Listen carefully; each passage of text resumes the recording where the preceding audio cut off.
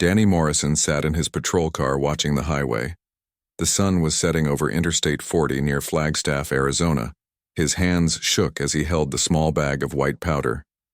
Cocaine. Enough to put someone away for 10 years. His phone buzzed with another text from Vincent Torres. Pay up or else. Danny owed Torres $50,000 from gambling debts. The crime boss was getting impatient. A big truck appeared in the distance. Perfect timing. Danny needed an arrest to make Torres happy. The truck was huge and clean. It looked expensive. The driver would probably have money for bail and lawyers, but Danny did not care. He just needed someone to plant the drugs on. Danny turned on his lights and pulled the truck over. The driver stopped right away without any problems. That was good. Some truckers tried to run or argue. This one seemed smart enough to cooperate. Danny walked up to the driver's door. The truck was even bigger up close. It was painted black with silver trim. The chrome was polished and bright. This was not some old beaten-up truck. Someone spent serious money on this rig. The driver rolled down his window. He was a black man in his 40s with short gray hair. He wore a clean button-up shirt and jeans. His hands stayed on the steering wheel where Danny could see them. Smart man. "Good evening, officer," the driver said. His voice was calm and steady. "Is there a problem?" "License and registration," Danny said. He tried to sound official and stern. "I clocked you doing 75 in a 65 zone." That was a lie. The truck had been going exactly the speed limit. Danny had watched it for 5 miles. The driver never went even 1 mile over the limit. But the driver just nodded and reached for his wallet. "Here you go," the driver said. He handed over his license and truck papers. His name was Marcus Johnson from Detroit, Michigan, age 42. Clean driving record according to the license. Danny looked at the papers. Something was wrong. The registration showed the truck belonged to a company called Stellar Transport Solutions. Danny had never heard of them. The cargo manifest said electronics and computer parts. Normal stuff. But the delivery address was strange. It was just a post office box number in Phoenix. "What kind of electronics?" Danny asked. "Computer servers and networking equipment," Marcus said. "Business stuff. Nothing exciting." Danny walked around the truck looking for problems. The tires were new. The lights all worked. The mud flaps were clean. Even the license plate was spotless. This truck was maintained better than most police cars. But something felt off. Danny noticed the antenna array on top of the cab. It was bigger than normal. Way bigger. Most trucks had 1 or 2 antennas for CB radio. This truck had at least 6 different antennas. Some looked like satellite dishes. Others looked like military equipment. Danny came back to the driver's window. "I need to inspect your cargo." "Do you have a warrant?" Marcus asked. Still calm, still polite. But there was something in his eyes. Intelligence. Experience. This was not some ordinary truck driver. "I have probable cause," Danny lied. "Your truck matches the description of a vehicle involved in drug smuggling." Marcus sighed. "Officer, I think there might be some confusion here. Let me give you a number to call." He reached into his shirt pocket and pulled out a business card. It was plain white with just a phone number printed on it. No name, no company, just 10 digits. "What is this?" Danny asked. "Just call that number," Marcus said. "Ask for Agent Wright. Tell him you stopped truck number 77 Alpha." Danny looked at the card. Something about this whole situation felt wrong. Normal truck drivers did not carry mysterious phone numbers. They did not stay this calm when police wanted to search their trucks. They definitely did not have military-grade antennas. But Danny was in too deep now. Torres expected results. The crime boss had people watching. If Danny let this truck go without finding something, Torres would know. And Torres did not forgive debts. "Step out of the vehicle," Danny said. "Keep your hands where I can see them." Marcus climbed down from the cab. He moved like a soldier. Smooth and controlled. His boots hit the pavement without making much noise. Even standing still, he looked ready for trouble. Danny led Marcus to the back of the trailer. The doors were locked with heavy steel padlocks. Commercial-grade security. more than most truckers used for computer parts. Open it, Danny said. Marcus pulled out a key ring. He had at least 20 keys on it, more than anyone needed for one truck. He selected one key and opened the first padlock, then another key for the second lock. The doors swung open. Inside, Danny saw dozens of wooden crates. They were stacked neatly from floor to ceiling.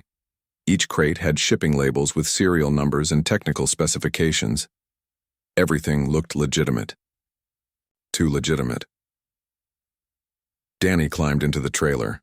He needed to plant the cocaine somewhere it would be found easily. A place that looked obvious but not too obvious. Behind the first row of crates would work perfectly. Marcus stood at the back of the trailer watching. He did not try to stop Danny or complain about the search. Most innocent people would be angry or nervous. Marcus just waited patiently like he had been through this before. Danny pretended to inspect the crates while he looked for the right spot. The labels showed computer servers worth hundreds of thousands of dollars. Graphics cards, memory modules, high-end networking equipment. The kind of stuff that cost more than Danny made in a year. He found his spot behind a crate marked Quantum Processing Unit, handle with extreme care. Danny slipped the bag of cocaine between two boxes where it would be visible but not obvious. Perfect placement. Find anything interesting? Marcus asked. Danny turned around. Marcus was still standing in the same spot. Still calm. Still watching. But now there was something different in his expression, like he knew exactly what Danny had just done. Maybe, Danny said. He pretended to search a few more crates. Then he made his discovery. Well, what do we have here? Danny pulled out the bag of cocaine. He held it up like he had just found buried treasure. Care to explain this, Mr. Johnson? Marcus looked at the bag. Then he looked at Danny. For the first time, he smiled. It was not a happy smile. It was the kind of smile that meant someone had just made a very big mistake. Officer Morrison, Marcus said, reading Danny's name tag. I really think you should make that phone call now. Danny called for backup while Marcus stood quietly beside the truck. The cocaine sat on Danny's patrol car hood like evidence in a movie. This should have been simple. Plant the drugs, make the arrest, collect his money from Torres. But something felt wrong about the whole situation. Detective Lisa Rodriguez arrived 20 minutes later. Her unmarked sedan pulled up behind Danny's patrol car with red and blue lights flashing. Lisa was one of the good cops. She had a reputation for being thorough and honest. Danny wished dispatch had sent someone else. Lisa got out of her car and walked over to Danny. She was a small woman with dark hair and sharp eyes that missed nothing. She looked at the cocaine on the hood, then at Marcus, then back at Danny. What do we have here? Lisa asked. Drug bust, Danny said. Found a bag of cocaine in his trailer during a routine traffic stop. Lisa picked up the evidence bag and examined it. The cocaine was pure white powder in a clear plastic bag. It looked exactly like what it was supposed to be. But Lisa frowned as she studied it. Where exactly did you find this? She asked. Hidden behind some computer crates, Danny said. Guy was nervous during the traffic stop. Started acting suspicious when I asked about his cargo. Lisa looked at Marcus. The truck driver stood with his hands clasped behind his back. He was not handcuffed yet, but he was not trying to run either. Most people caught with drugs would be panicking by now. Marcus looked like he was waiting for a bus. Sir, what is your name? Lisa asked. Marcus Johnson, he replied. Detroit, Michigan. Commercial driver's license number is on file with the state. Lisa walked around the truck while Danny watched nervously. She examined the antenna array on top of the cab. She looked at the license plates front and back. She checked the DOT numbers on the doors. Everything appeared normal, but Lisa kept frowning. This is a nice truck, she said. Must have cost $200,000 new. I take good care of my equipment, Marcus said. What company do you drive for? Stellar Transport Solutions. Lisa wrote the name in her notebook. Never heard of them. How long have you been with this company? 3 years. Danny wanted to hurry things along. The longer Lisa asked questions, the more chance she would find problems with his story. We should get him booked, Danny said. I have the drugs. I have his statement. Case closed. But Lisa was not ready to close anything. She walked back to her car and started making phone calls. Danny could not hear what she was saying, but she talked for a long time. She called several different numbers and wrote notes in her pad. Marcus remained calm during the wait. He leaned against his truck and watched the traffic go by. Occasionally he would check his watch, but he did not seem worried about being arrested. Most guilty people would be making phone calls to lawyers by now. After 30 minutes, Lisa came back with a strange expression on her face. She looked confused and concerned at the same time. "Mr. Johnson, I ran your information through our databases," she said. "Everything comes back clean. No criminal record, no outstanding warrants, clean driving record for 20 years. "That sounds right," Marcus said. "But when I ran your company information, things got interesting. Stellar Transport Solutions is registered as a federal contractor. Their business license lists them as providing specialized logistics services for government agencies." Danny felt his stomach drop. Government contractors meant federal oversight. Federal oversight meant paperwork and questions and investigations that could expose his corruption. "So what?" Danny said. "Drug dealers use legitimate companies as cover all the time." Lisa ignored him and kept talking to Marcus. "I also ran your truck's VIN number. This vehicle is registered with the Department of Transportation as carrying hazardous materials. But your manifest shows computer equipment." "Computer equipment can be hazardous if not handled properly," Marcus said. "Some of the components contain rare earth elements and toxic materials." Lisa nodded, but she was still frowning. "Mr. Johnson, I need to ask you directly. Are you carrying anything in that trailer that I should know about?" Marcus was quiet for a long moment. He looked at Danny, then at Lisa, then at the traffic on the highway. Finally, he spoke. "Detective Rodriguez, I think you should call the number on this card."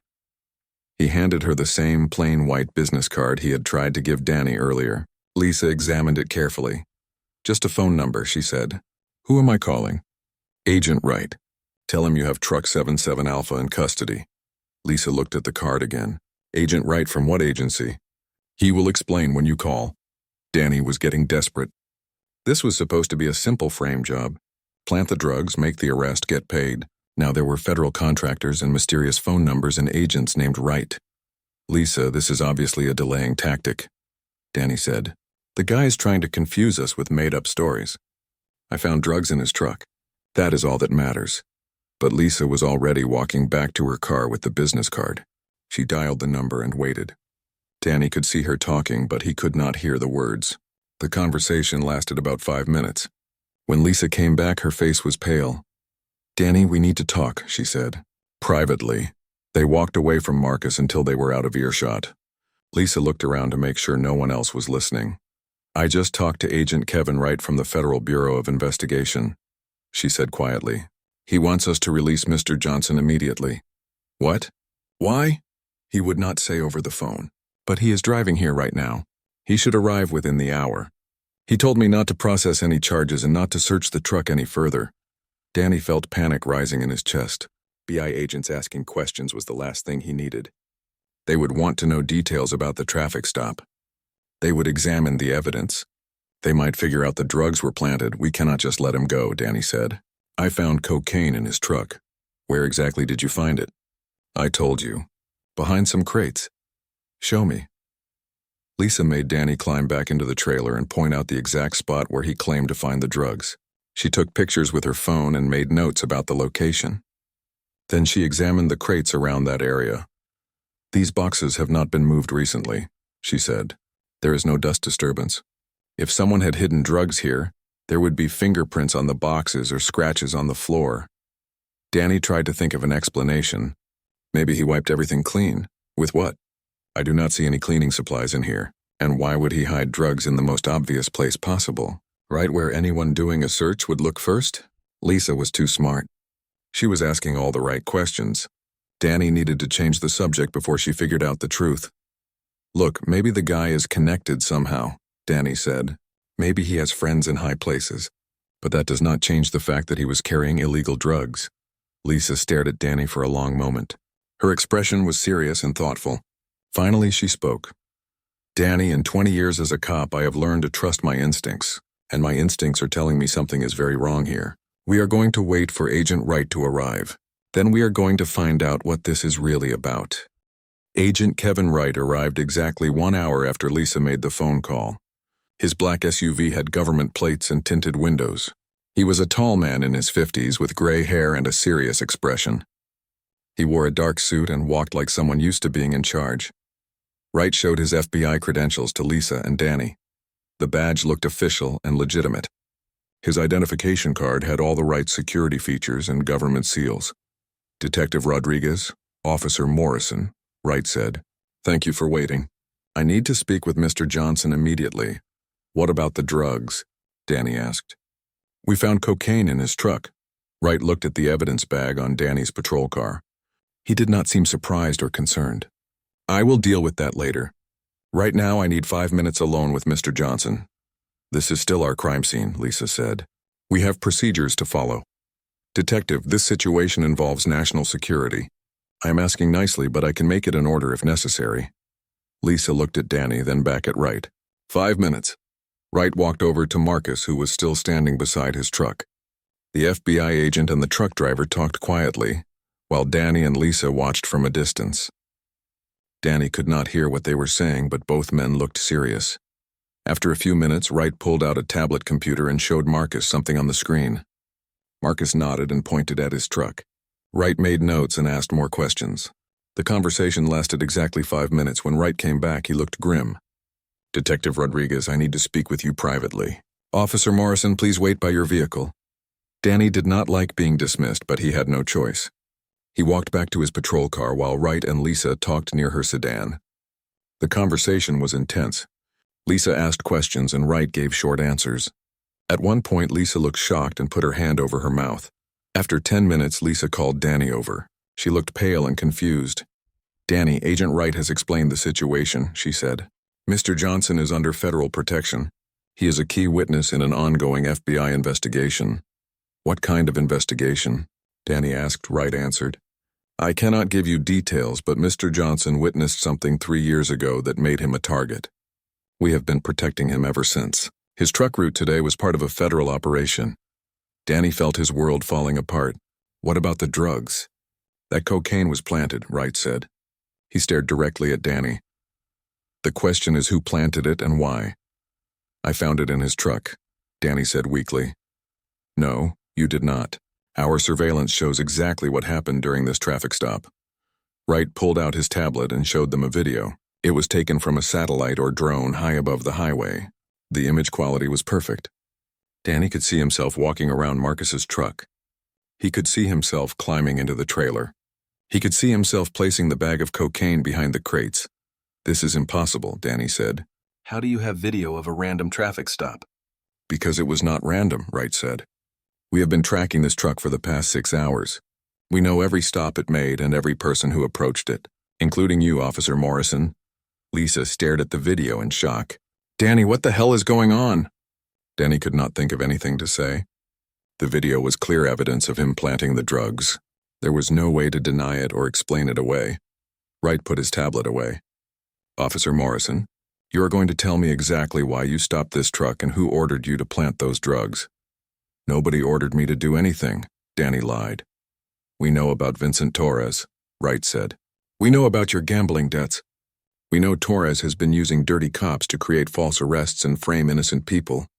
The only question is whether you cooperate with us or go to prison." Danny felt like he was drowning. Everything was falling apart at once. Torres, the debts, the planted drugs, the FBI surveillance. How did they know so much about his personal business? "I want a lawyer," Danny said. "That is your right," Wright said. "But first let me show you something else." Wright pulled out a manila folder and handed it to Danny. Inside were photographs of alien spacecraft. Not blurry UFO pictures from conspiracy websites. Clear, detailed photos showing sleek silver ships with strange markings. "What is this?" Danny asked. 3 years ago, Mr. Johnson was driving through Nevada when one of these craft crashed near his truck. He was the only witness. The occupants of that ship gave him information about a plot to invade Earth. Danny looked at the photos again. They looked real, but they had to be fake. "This is science fiction. Look at the next photo." Danny turned the page and saw a picture of Marcus standing next to one of the alien ships. There were tall gray creatures with large eyes standing beside him. They were clearly not human. "These beings are part of a peaceful alliance that has been monitoring Earth for decades," Wright said. "But they recently discovered that hostile aliens have been infiltrating our planet. The invasion started 3 years ago. Lisa looked at the photos over Danny's shoulder. This cannot be real. The hostile aliens do not invade with ships and weapons, Wright continued. They use infiltration and corruption. They identify weak points in our society and exploit them. Corrupt politicians, dirty cops, criminal organizations like Vincent Torres. Danny felt sick to his stomach. You are saying Torres works for aliens? Torres probably does not even know it. The aliens work through intermediaries and front companies. They supply advanced weapons and technology to criminal groups. The criminals think they are just getting better equipment. They do not realize they are helping to destabilize human civilization.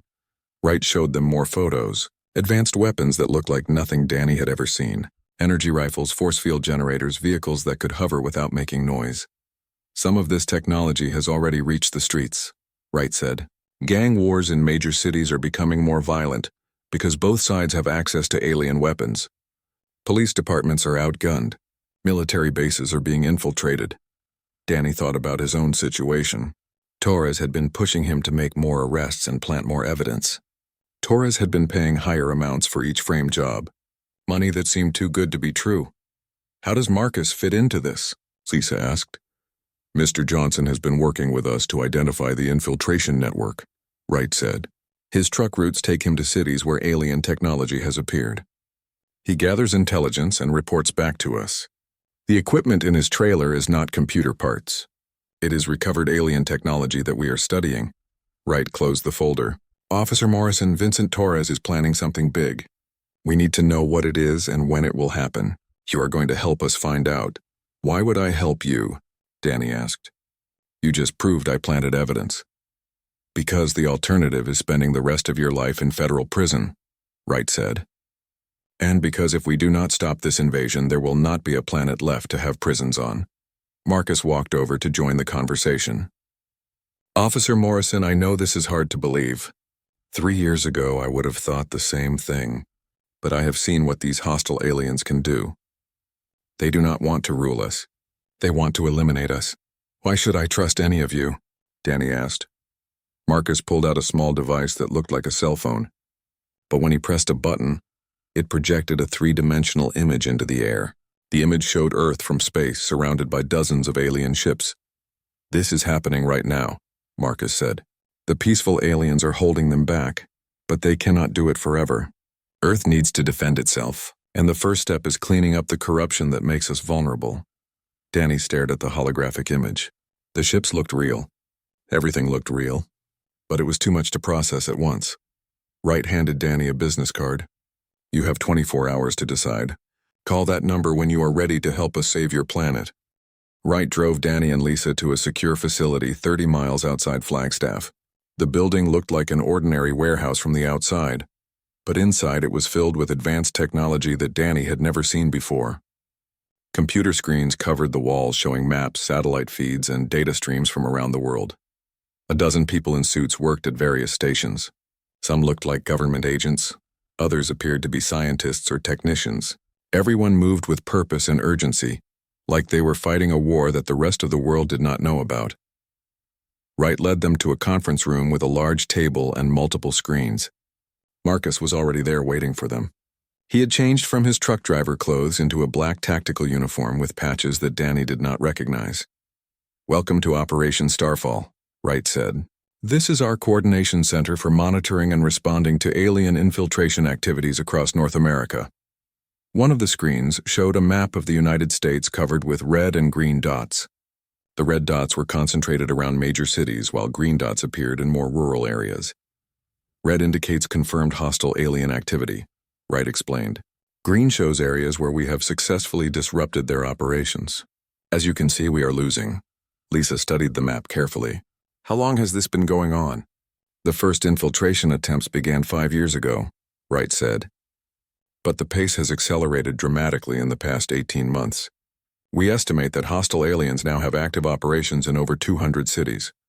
Marcus pointed to several red dots clustered around Phoenix and Los Angeles.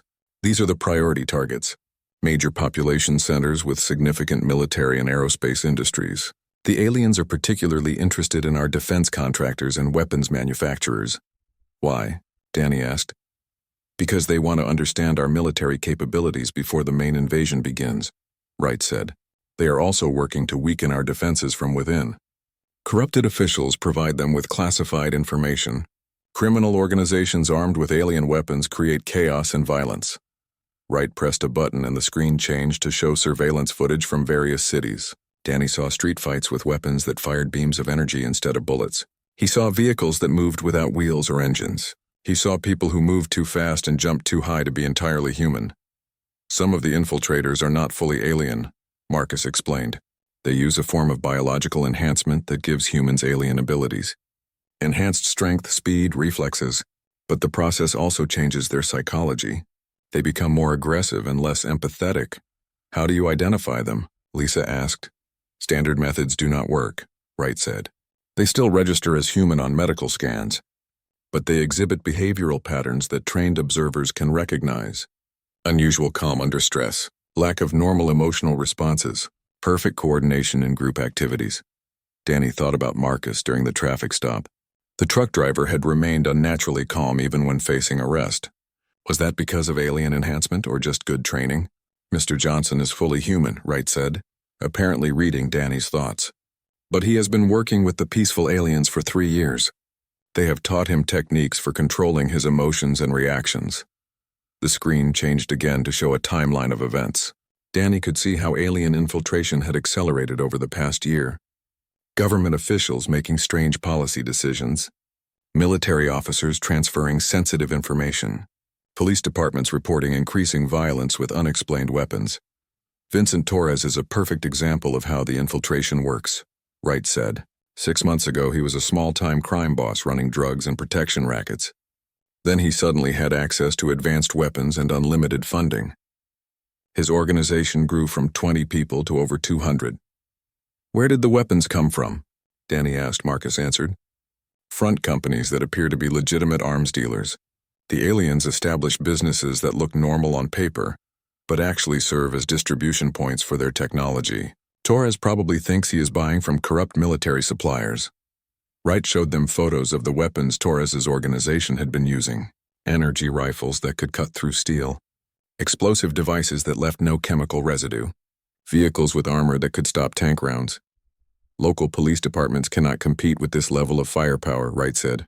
That is why the aliens target corrupt cops like you, Officer Morrison. They need inside information about police operations and response capabilities. Danny felt ashamed and angry at the same time. He had thought he was just taking bribes from a local criminal. Now he learned he had been helping alien invaders weaken Earth's defenses.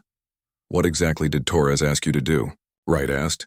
Plant evidence on arrests, make cases disappear, provide information about police raids and investigations. Did he ever ask you to target specific individuals? Danny thought about it. Sometimes he would give me license plate numbers or descriptions of people he wanted stopped and searched. I thought he was eliminating competition or intimidating witnesses. Wright and Marcus exchanged glances. Those were probably human resistance members, Marcus said. People who had discovered alien activity and were trying to report it to authorities. The weight of Danny's actions hit him like a physical blow. He had not just been taking bribes and planting drugs. He had been helping aliens identify and eliminate people who were trying to save Earth. How many people did I help them catch? Danny asked quietly. Wright consulted a tablet. 17 individuals over the past 6 months. Some were investigated and released. Others disappeared completely. Oh God, what happened to them? We do not know for certain. The peaceful aliens believe that hostile aliens are studying human physiology and psychology. They may be using captured humans for biological research. Lisa had been quiet during most of the briefing, but now she spoke up. Why should we believe any of this? You could be an elaborate con artist with Hollywood special effects. Wright nodded. That is a fair question. Marcus, would you show them? Marcus pulled out the device he had used earlier to project the holographic image of Earth. But this time he pointed it at the wall and pressed a different button. The wall became transparent, showing the landscape outside the building. But the landscape was not empty. 3 large silver ships hovered silently about a mile away. They were sleek and smooth with no visible engines or control surfaces. They hung motionless in the air like they were defying gravity. Those are scout ships from the Peaceful Alien Alliance, Marcus said. They are monitoring this area for hostile activity. As they watched, one of the ships moved toward the building. It approached slowly and landed in a field visible through the transparent wall. A ramp extended from the bottom of the ship and 3 tall gray figures emerged. The aliens were exactly like the ones in the photographs Wright had shown them. About 7 feet tall with large heads and huge dark eyes. They moved gracefully despite their unusual proportions. One of them looked directly at the building and raised its hand in what might have been a greeting. "They know we are watching," Marcus said. "They want you to see them so you will understand this is real." Danny stared at the aliens in fascination and terror. Everything he had believed about the world was wrong. Humanity was not alone in the universe. Earth was under attack by hostile forces, and he had unknowingly helped the enemy. "What do they want from us?" Lisa asked. Wright answered. "The peaceful aliens cannot interfere directly in human affairs. It violates their laws and ethics, but they can provide information and guidance to humans who choose to resist the invasion." "Why do the hostile aliens want to destroy us?" "They do not want to destroy us exactly," Marcus said. "They want to eliminate human civilization and use Earth as a resource extraction site. To them, we are just an infestation that needs to be cleared away." The aliens outside their ship seemed to sense the conversation inside the building. One of them approached the transparent wall and placed its hand against the surface. The wall began to glow with soft blue light. Suddenly, Danny could hear a voice in his head. It was calm and musical, completely unlike human speech. "Officer Morrison," the voice said, "you have been chosen to help save your species. The corruption in your heart can be transformed into strength for your people. Will you accept this responsibility?" Danny looked around the room. Everyone else was hearing the same voice. Lisa looked frightened but determined. Wright appeared calm and confident. Marcus smiled encouragingly. "What do I have to do?" Danny asked aloud. "Return to Vincent Torres," the alien voice replied. "Gather information about his plans and contacts. But know that this path is dangerous. The hostile aliens will kill you if they discover your true loyalty." The blue light faded and the wall became solid again. The aliens returned to their ship, which rose silently into the sky and disappeared. Wright handed Danny a small communication device. "This will let you contact us securely. Torres is planning something major within the next few days. We need to know what it is and stop it before the hostile aliens can complete their infiltration of this region." Danny took the device. It was smaller than a cell phone but felt heavier than it should. Danny returned to his apartment that night with his mind spinning from everything he had learned. Aliens were real. Earth was under attack. He had been helping the enemy without knowing it. The weight of responsibility felt crushing. His phone rang at 2 in the morning. It was Torres. "Danny boy, how did the truck bus go?" "There were complications," Danny said carefully. "FBI showed up and took over the scene." "FBI? What the hell were they doing there?" "I do not know. They said the driver was some kind of federal informant. They made me release him." Torres was quiet for a long moment. "This is very bad news, Danny, very bad. That truck was carrying something important." "What kind of something?" "The kind you do not ask questions about. Meet me tomorrow night at the warehouse. We need to discuss your future with our organization." The line went dead. Danny knew that discuss your future was crime boss code for serious trouble, maybe torture and death. But he also knew this was exactly the kind of meeting Wright and Marcus needed him to attend. Danny spent the next day trying to act normal while his world had completely changed. He went to work, filed reports, answered calls. But every time he looked at the sky, he wondered if alien ships were watching him. That evening, Danny drove to Torres's warehouse on the outskirts of Flagstaff. It was an old building surrounded by a high fence and security cameras. The kind of place where people went in but did not always come out. 2 of Torres's men searched Danny for weapons and recording devices before letting him inside. The warehouse was filled with wooden crates similar to the ones in Marcus's truck. But these crates had different markings and serial numbers. Torres was waiting in his office, a glass-walled room overlooking the warehouse floor. He was a thin man in his 60s with silver hair and expensive clothes. He had the dead eyes of someone who had killed many people. "Danny, my friend, sit down," Torres said. "We have problems." "What kind of problems?" "The kind that get people killed. That truck you stopped yesterday was carrying very valuable merchandise. My clients are extremely unhappy that it did not reach its destination." Torres opened a laptop computer and showed Danny surveillance footage from the highway. It was the same traffic stop, but recorded from a different angle. Someone else had been watching besides the FBI. "Your clients have surveillance drones?" Danny asked. My clients have resources you cannot imagine, Torres said. They knew about that truck shipment weeks ago. They were counting on you to acquire it for them. Danny realized Torres was talking about the hostile aliens. They had been planning to steal the alien technology that Marcus was transporting for the FBI. I did what you asked, Danny said. I planted the drugs and arrested the driver. It is not my fault the FBI interfered. Actually, it is your fault. My clients think you may have warned the FBI about the operation. That is crazy. Why would I sabotage my own bust? Torres stood up and walked to the window overlooking the warehouse. Down below, Danny could see at least 20 men moving between the crates. Some carried weapons that looked too advanced for any criminal organization. Danny, let me tell you about my clients, Torres said. They are not like anyone you have ever met. They have technology that makes our government look like children playing with toys. They have weapons that can level buildings without leaving evidence. And they have very specific plans for this planet. Torres turned back to face Danny. They also have enhanced human operatives, people who have been improved with alien biotechnology, stronger, faster, smarter than normal humans. Some of those operatives are in this warehouse right now. Danny felt fear crawling up his spine. What do they want from me? Proof of your loyalty. You are going to help us acquire another shipment. Tomorrow night, another truck will be traveling through your patrol area. This time, there will be no mistakes. Torres handed Danny a piece of paper with a license plate number and truck description. You will stop this vehicle and search it thoroughly. When you find the special cargo, you will call me immediately. Do not involve any other officers. Do not contact the FBI, just call me. What if the cargo is not there? It will be there. My clients are never wrong about these things. Danny studied the paper. The truck description matched Marcus's rig exactly. They were planning to target Marcus again. What happens after I call you? My people will arrive to take possession of the cargo. You will file a report stating that the truck was carrying illegal weapons that were turned over to federal authorities. Everyone will be happy. Torres walked back to his desk and sat down. Danny, I want you to understand something. My clients do not forgive failure. If you betray them again, they will not just kill you. They will eliminate everyone you care about. Family, friends, co-workers, everyone. The threat was clear and terrifying. But Danny also knew that if he helped Torres steal alien technology, he would be helping to doom the entire human race. I understand, Danny said. Good. Now get out of here and prepare for tomorrow night. Danny left the warehouse and drove to a 24-hour diner on the edge of town. He ordered coffee and used the communication device Wright had given him to make contact. This is Morrison, he said quietly into the device. Wright's voice came back immediately. Go ahead. Torres wants me to stop Marcus's truck again tomorrow night. He has surveillance drones and enhanced human operatives.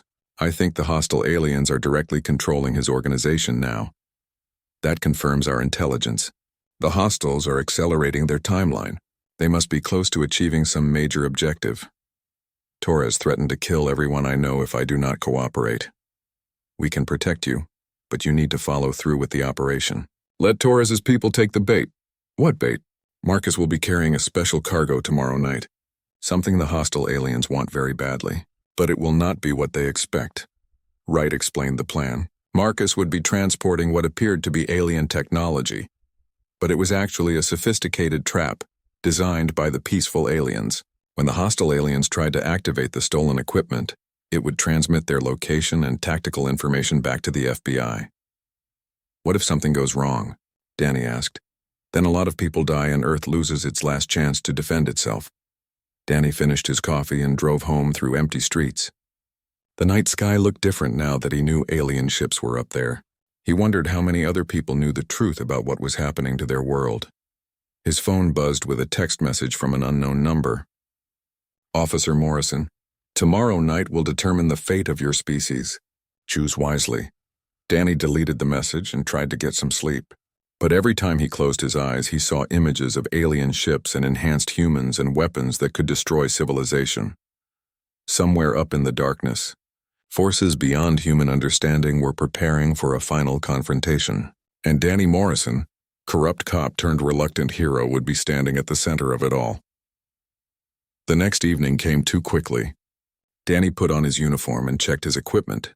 He carried his normal service weapon, but Wright had also given him a small device that was supposed to disrupt alien electronics. Danny hoped he would not need to use it. As he drove to his patrol area, Danny saw strange lights in the sky. They moved too fast and changed direction too quickly to be normal aircraft. The alien ships were positioning themselves for whatever was about to happen. Danny's radio crackled with routine police calls. Traffic accidents, domestic disputes, bar fights. Normal human problems that seemed trivial compared to the cosmic battle about to unfold. At exactly 10 p.m., Marcus's truck appeared in Danny's headlights. The same black rig with silver trim, traveling exactly at the speed limit. Danny turned on his emergency lights and pulled the truck over for the second time in 2 days. This time, everything would be different. This time, the fate of humanity might depend on what happened next. Marcus pulled his truck to the side of the highway, just like the night before. But this time, Danny could see other vehicles positioning themselves in the distance. Torres's people were already moving into place for the ambush. Danny approached the driver's window with his heart pounding. Marcus looked calm as always, but there was something different in his eyes. A readiness for violence that had not been there during their first encounter. "Good evening, Officer Morrison," Marcus said. "I believe we have some mutual friends expecting us tonight." "Torres has people watching from multiple positions," Danny said quietly. "At least 6 vehicles within a mile radius. Some of his men are not entirely human anymore. I know. The peaceful aliens are monitoring the situation. They count 8 enhanced operatives and approximately 30 normal humans."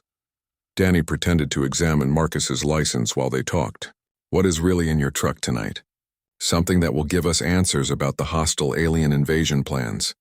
But it will also be extremely dangerous if they succeed in stealing it." "Dangerous how?" "The cargo contains a quantum communication device that can contact the hostile alien fleet directly. If Torres delivers it to his clients, they will be able to coordinate a full-scale invasion within hours instead of months." Danny felt sick. "Then why are we letting them take it?" "Because the device has been modified.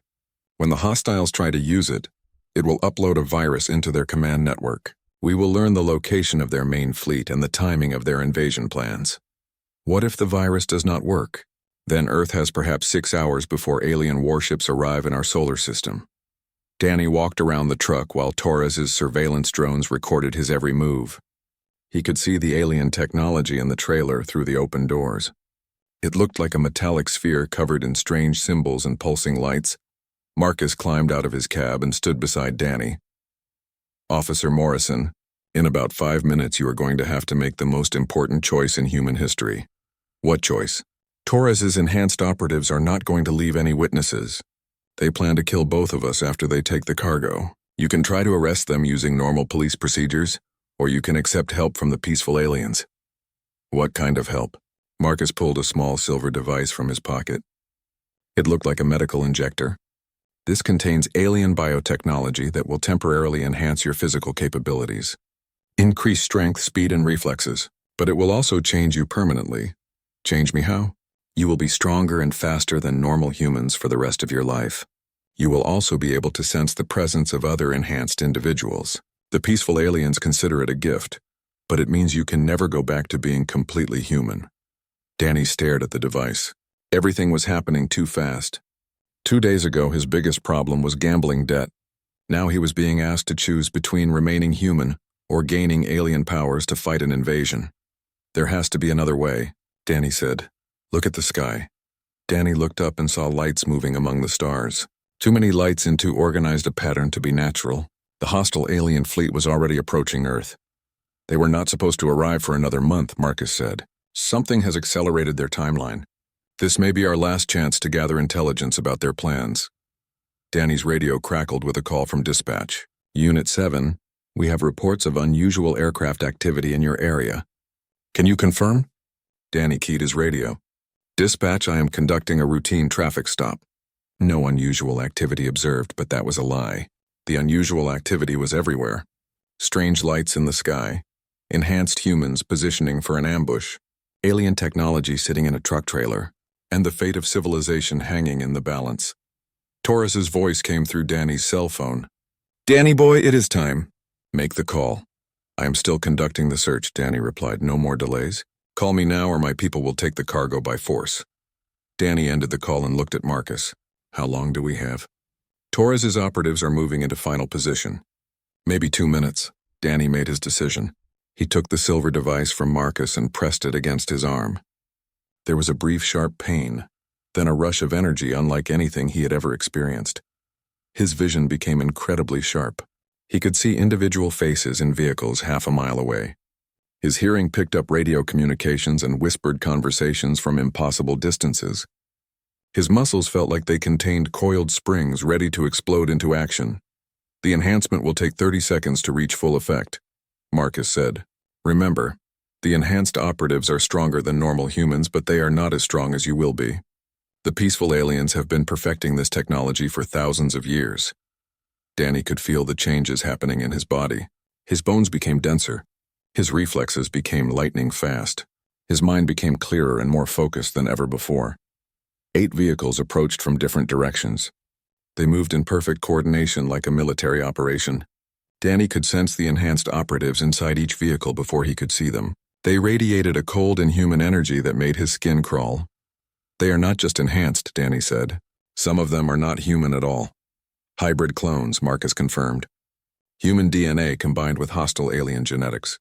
They look human but think like aliens." The first vehicle stopped 50 yards away. 6 figures emerged and began walking toward the truck. They moved with unnatural grace and precision. Their eyes reflected light like animal eyes in the darkness. Danny called Torres on his cell phone. "I found the cargo. Send your people to collect it." "They are already there, Danny. Just stay out of their way and let them work." The enhanced operatives approached with weapons drawn, energy rifles that hummed with barely contained power. Danny had never seen anything like them outside of science fiction movies. "Officer Morrison," one of the operatives called out. Its voice sounded almost human but with strange overtones. "Step away from the vehicle." Danny moved toward his patrol car but kept watching Marcus. The truck driver was preparing for combat with movements too quick and fluid for normal human eyes to follow. "You have something that belongs to our employers," the operative said to Marcus. "Surrender it peacefully and no one will be harmed." Marcus smiled. "I have something you want, but I do not think you are going to like what happens when you try to take it." The operative raised its weapon. "This is your final warning." "No," Marcus said. "This is yours." The alien device in the truck trailer suddenly blazed with brilliant light. The enhanced operatives immediately began firing, their energy weapons at Marcus and Danny. But both men moved faster than the aliens expected. Danny found himself dodging energy, beams that should have killed him instantly. His enhanced reflexes let him see the weapons tracking their targets and move out of the way before the triggers were pulled. Marcus was even faster. He seemed to flow between the energy blasts like water, never quite being where the weapons were aimed. The peaceful alien enhancements were clearly superior to the hostile alien technology, but there were 8 enhanced operatives and more normal humans arriving every minute. Danny and Marcus were outnumbered and outgunned despite their advantages. "We need backup," Danny shouted over the sound of energy weapons. "It is coming," Marcus replied. "Look up." Danny looked at the sky and saw 3 silver ships descending rapidly toward the highway. The peaceful aliens were finally taking direct action to defend Earth. The battle for humanity's survival was about to begin. The peaceful alien ships landed around the highway battle like silver angels descending from heaven. Each ship was about the size of a school bus but moved with impossible grace and silence. Energy barriers appeared around Danny and Marcus, protecting them from the hostile weapons fire. The enhanced operatives immediately changed tactics when they saw the alien ships. They spread out and began using more advanced weapons that Danny had not seen before. Devices that fired invisible beams and created explosions without sound or flash. Danny found himself fighting alongside creatures from another world against enemies that looked human, but were not. His enhanced abilities let him move and react faster than ever before, but the battle was still chaos and terror. One of the peaceful aliens emerged from the nearest ship. It was tall and graceful with large dark eyes that seemed to see everything at once. When it looked at Danny, he could hear its voice in his mind. "Officer Morrison, you have chosen to defend your species. Now you must help us prevent the hostile fleet from receiving the information they need to complete their invasion." Danny dodged another energy blast and took cover behind his patrol car. "What do you need me to do?" "The quantum communication device must reach the hostile aliens, but it must appear that you and Marcus tried to prevent them from taking it. They cannot suspect it is a trap." Marcus was engaged in hand-to-hand combat with two enhanced operatives at once. Despite his alien enhancements, he was having trouble against opponents who were faster and stronger than normal humans. Danny made a decision that surprised everyone, including himself. He ran directly toward the truck trailer where the alien device was located. Energy blasts seared the air around him, but his enhanced reflexes kept him moving in unpredictable patterns. "I am a police officer," Danny shouted at the enhanced operatives. "This cargo is evidence in a federal investigation. You are all under arrest." The declaration was absurd under the circumstances, but it had the desired effect. The enhanced operatives focused their attention on stopping Danny from reaching the device. They thought he was trying to prevent them from stealing it. Danny grabbed the alien communication device from the truck trailer. It was heavier than it looked and warm to the touch. Strange symbols pulsed along its surface with increasing frequency. "The device is activating," the peaceful alien voice said in his mind. "When the hostiles take it from you, it will immediately begin uploading their invasion plans to our monitoring stations." One of the enhanced operatives hit Danny with some kind of stunning weapon. Pain shot through his entire body, but his alien enhancements kept him conscious and mobile. He stumbled but did not fall. "Drop the device," the operative commanded. "You cannot comprehend what you are interfering with." "I comprehend plenty," Danny said through gritted teeth. "You are invaders trying to steal alien technology to attack innocent people." More enhanced operatives surrounded Danny, while Marcus and the peaceful aliens fought desperately to reach him. But Danny knew he had to let himself be captured. The trap would only work if the hostiles believed they had won. "Officer Morrison," another operative said, "you are preventing us from completing a mission that will save your planet from destruction. The peaceful aliens are not your friends. They are preparing Earth for colonization by their own species." Danny looked at the peaceful alien fighting to protect him. Its large eyes showed concern and determination. It was risking its own life to defend humanity against the hostile invasion. "You are lying," Danny said. "We are offering humanity partnership and protection. The peaceful aliens offer only slavery disguised as cooperation." Danny felt doubt creeping into his mind. Both sides claimed to be helping humanity.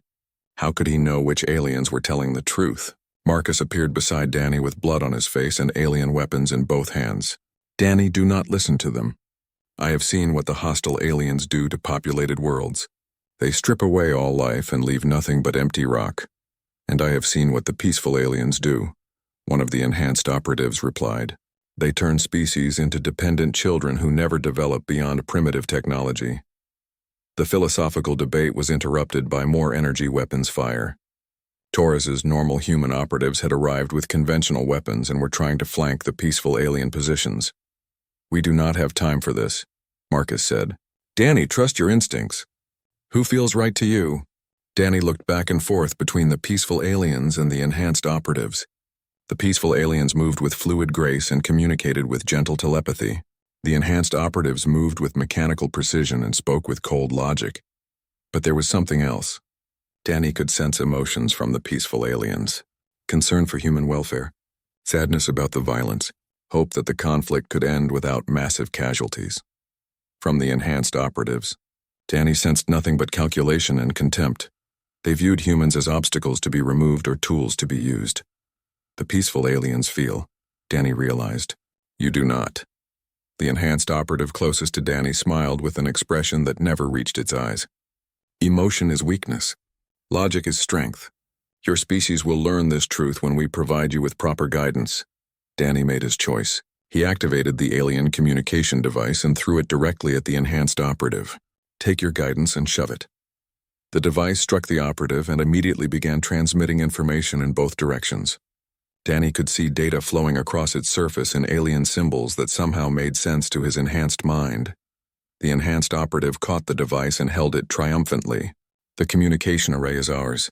Our fleet will receive updated intelligence and accelerate the invasion timeline. But something was wrong. The device was transmitting more information than expected. Danny could sense vast amounts of data flowing out of it, not just Earth's defensive capabilities, but the location and composition of the hostile alien fleet. It is a trap, one of the enhanced operatives said suddenly. The device has been compromised, but it was too late. The peaceful aliens had already received the intelligence they needed. Their ships rose into the sky and disappeared in flashes of light. carrying information about hostile alien plans to defensive forces throughout the galaxy. The enhanced operatives tried to destroy the communication device, but it was too late. The data transfer was complete. Within minutes, the peaceful alien fleet would know exactly where and when the hostile invasion would occur. Agent Wright's voice came through Danny's radio. "All units, we have multiple federal agencies responding to your location. Maintain your positions and await backup." The enhanced operatives looked at each other with expressions of growing concern. Their perfect coordination was breaking down as they realized their mission had failed. "Retreat," one of them commanded. "The local operation is compromised." Torres's normal human operatives began withdrawing to their vehicles, but the enhanced operatives moved with inhuman speed toward the alien ships they had arrived in. Ships that Danny had not noticed before because they were almost invisible against the night sky. "They are leaving," Marcus said. "But this is not over. The hostile fleet will still come, but now the peaceful aliens know how to stop them." Danny watched the enhanced operatives escape in their ships. Part of him wanted to pursue them, but he knew the real battle would be fought in space between forces beyond human understanding. "What happens now?" Danny asked. Marcus smiled for the first time since Danny had met him. "Now humanity gets to choose its own future. The peaceful aliens will offer partnership and technology, but they will not force it on us. We can accept help or decline it, and if we decline, then we face the universe alone but as free people." Danny looked at the alien communication device lying on the highway. It had stopped glowing and looked like nothing more than an unusual piece of metal. Hard to believe it had just changed the course of galactic history. Agent Wright arrived with a convoy of federal vehicles and agents Danny did not recognize. Some wore uniforms from agencies he had never heard of. Others dressed like civilians but carried advanced weapons. "Officer Morrison," Wright said, "you have just participated in the most important law enforcement operation in human history. How do you feel?" Danny thought about the question seriously. 2 days ago, he had been a corrupt cop taking bribes and planting evidence. Now he was an enhanced human who had helped prevent an alien invasion. "I feel like I have a lot to make up for," Danny said. "But I also feel like maybe I can help humanity figure out what comes next." Wright nodded approvingly. "That is exactly the kind of attitude we need for the challenges ahead." 3 months later, Danny Morrison stood in a congressional hearing room in Washington, D.C. facing a panel of senators and military officials. The room was packed with people who had security clearances high enough to hear testimony about alien contact and invasion attempts. Danny wore a new uniform he had never seen before. It was black with silver trim and patches indicating the Earth Defense Coalition, the same organization that Marcus had been secretly working for when Danny first pulled him over on that Arizona highway. "Officer Morrison," Senator Patricia Williams said, "please tell the committee about your experiences with alien enhancement technology." Danny looked at the microphone in front of him. 6 months ago, he could never have imagined sitting in front of Congress talking about aliens and enhanced humans. But the world had changed rapidly since the highway battle. "The enhancement process is completely voluntary," Danny said. "The peaceful aliens offer it to humans who want to help defend Earth, but they never force it on anyone. The abilities it provides are significant but not overwhelming." "Can you be more specific about these abilities?" "Enhanced strength, speed, and reflexes. Improved healing and resistance to disease. Extended lifespan. And the ability to sense hostile alien technology and enhanced operatives." Senator Robert Chen leaned forward. "Are there any negative effects from the enhancement process?" "Some people experience psychological changes. Enhanced humans tend to be calmer and more focused than before. We also feel a stronger connection to other enhanced humans and to the peaceful aliens who provided the technology." "Does this create divided loyalty between humanity and the alien alliance?" Danny had been expecting this question. It was the main concern many humans had about accepting alien enhancement. "No, sir. The enhancements strengthen our commitment to protecting humanity, not replace it. Enhanced humans still think and feel like humans. We just have better tools for defending our planet." General Patricia Brooks spoke next. "Officer Morrison, how many enhanced operatives from the hostile aliens remain on Earth?" "According to our intelligence, approximately 300 confirmed hostiles are still operating worldwide.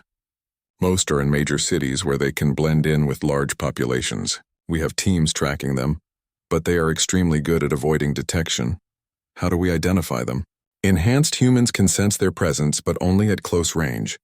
They also exhibit behavioral patterns that trained observers can recognize: lack of normal emotional responses, perfect coordination in group activities, and unusual calm under extreme stress.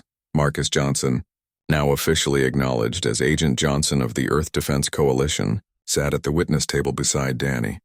He had been testifying for 2 hours about alien technology and peaceful alien intentions.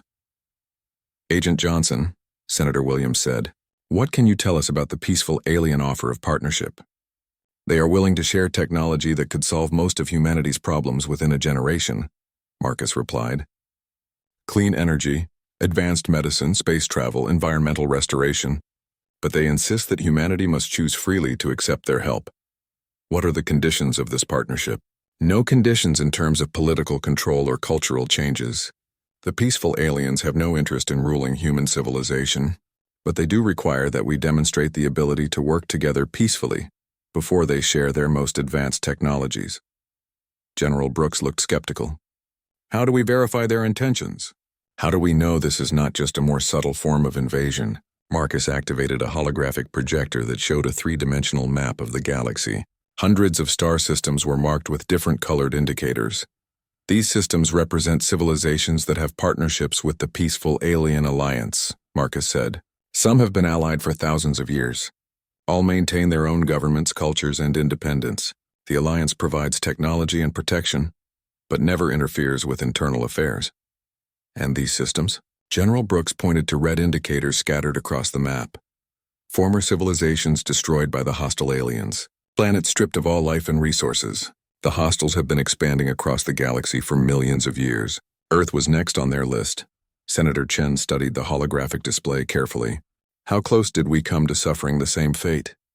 Danny answered, "According to the intelligence we gathered, the hostile fleet was planning to begin bombardment of major Earth cities within 72 hours of the highway incident. The trap with the communication device gave the peaceful aliens enough information to intercept and destroy the hostile fleet before it reached our solar system." "All of it?" "The main invasion fleet, yes. But smaller hostile forces are still operating throughout human space, some on Earth, others in deep space. The threat is reduced but not eliminated." Senator Williams shuffled through her papers. "Officer Morrison, you were a corrupt police officer taking bribes from criminal organizations. Why should Congress trust your testimony about alien intentions and Earth's defense needs?" Danny had been dreading this question, but he knew it had to be asked. His past corruption was a matter of public record now. "Senator, I made serious mistakes that harmed innocent people and weakened law enforcement. I cannot undo those actions, but I can use what I learned to help protect humanity from much greater threats." "Specifically how?" "My experience with criminal networks and corruption gives me insight into how hostile aliens infiltrate and manipulate human organizations. I know the warning signs because I was manipulated myself." Danny paused and looked directly at the senators. "The hostile aliens did not approach me directly. They worked through Vincent Torres and other criminals who probably did not even know they were serving alien masters. That is their preferred method. Find weak or corrupt humans and use them as unwitting agents." "Has Torres been captured?" Agent Wright, who was also testifying, answered. "Torres was killed during the raid on his warehouse. But we have captured several of his lieutenants and recovered extensive records of hostile alien infiltration activities." General Brooks leaned back in her chair. "What is your assessment of Earth's current defensive capabilities?" "Much improved but still vulnerable," Wright said. "We now have early warning systems that can detect hostile alien ships before they reach Earth. We have enhanced human agents capable of identifying infiltrators. And we have peaceful alien allies providing intelligence and technology. But the hostile aliens are patient and adaptable. They have been conquering civilizations for millions of years. They will study our defenses and develop new attack methods. This is a long-term struggle, not a single battle." Senator Williams looked at her notes. "What does the Earth Defense Coalition recommend for future policy?" Danny and Marcus exchanged glances. They had discussed this question many times over the past 3 months. "Accept the peaceful alien partnership offer," Danny said. "Not because we have to, but because it gives humanity the best chance to defend itself and grow into a spacefaring civilization. And if Congress rejects the alien partnership, then we face the universe alone," Marcus said. "The peaceful aliens will not abandon us, but they will not force their help on us either. They believe freedom of choice is the most important right any intelligent species possesses. Senator Chen made some notes and looked up. Officer Morrison, do you consider yourself still human? Danny thought about the question carefully. His enhanced abilities made him faster and stronger than normal humans. His senses were sharper and his reflexes were lightning quick. He could sense things that unenhanced humans could not detect, but he still felt human emotions. He still cared about human welfare. He still wanted to protect his home planet and his own species. Yes, sir, I consider myself human, Danny said. Enhanced, but still human. The alien technology does not change who we are inside. It just gives us better tools to be who we choose to be. The hearing continued for another hour with technical questions about alien technology and defense strategies. But Danny knew the real decision had already been made. Humanity would accept the peaceful alien partnership and join the galactic community as free people. After the hearing, Danny and Marcus walked out of the Capitol building together. The streets of Washington looked normal, but Danny could sense the enhanced security personnel stationed throughout the area. Enhanced humans and peaceful alien technology were already protecting the seat of American government. So what happens now? Danny asked. Now we get back to work, Marcus said. There are still hostile operatives to find. There are still humans who need to learn about the new reality. And there are still decisions to make about how humanity wants to develop as a spacefaring species. Danny looked up at the afternoon sky. Somewhere up there, peaceful alien ships were monitoring Earth's solar system for threats. Other ships were carrying human diplomats to meet with alien civilizations across the galaxy. 6 months ago, Danny Morrison had been a corrupt cop who thought the biggest problems in the universe were gambling debts and police corruption. Now he was an enhanced human agent, helping to guide humanity's first steps into a larger galaxy. The transformation had been painful and difficult, but it had also been necessary. Humanity could not face cosmic threats with the same old problems and limitations.